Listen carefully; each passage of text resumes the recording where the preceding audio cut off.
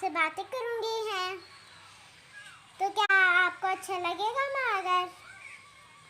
مگر بہت بڑا، اسے ہم صرف آدھا صحیح کریں گے، لیکن آپ شیطان کی باتوں میں نہ آئے، اللہ تعالیٰ کی عبادت کریں۔ شیطان ہمارا مالک نہیں ہے، اللہ تعالیٰ ہمارے مالک ہے، اور ان کی عبادت کریں، نمازیں پڑھیں، سپارہ پڑھیں۔ اس دن ہم نماز پڑھ سکتے ہیں، ہم نہیں تھک سکتے، ٹھیک ہے؟ نمازیں پڑھیں، شیطان کی باتوں میں نہ آئے، اس دن کبھی نہ آئے۔ اللہ تعالیٰ ہمارے مالک ہیں، اس لیے کبھی نہ آئے اس کی باتوں میں۔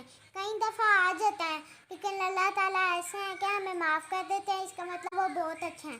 شیطان بہت گندا ہوتا ہے، وہ ہمیں دوزخ میں ہی لے کے جائے گا نا۔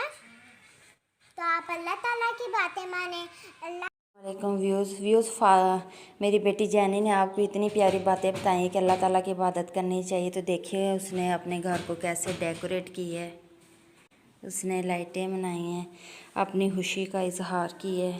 ہر کوئی اپنے گھر کو سجاتا ہے، اپنی طرح کی اپنی خوشی کا اظہار کرتا ہے۔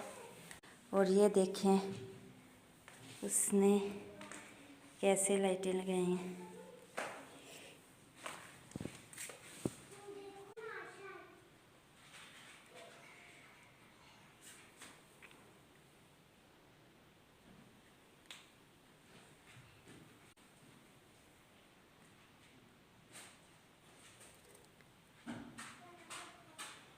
ماشاءاللہ بڑی پیاری لگ رہی ہیں۔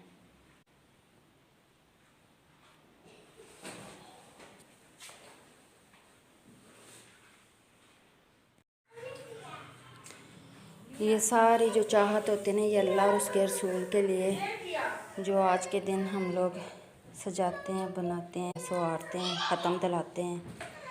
اللہ تعالیٰ ساری زندگی ایسے ہی قائم دائم رکھے، یہ خوشیاں، آمین۔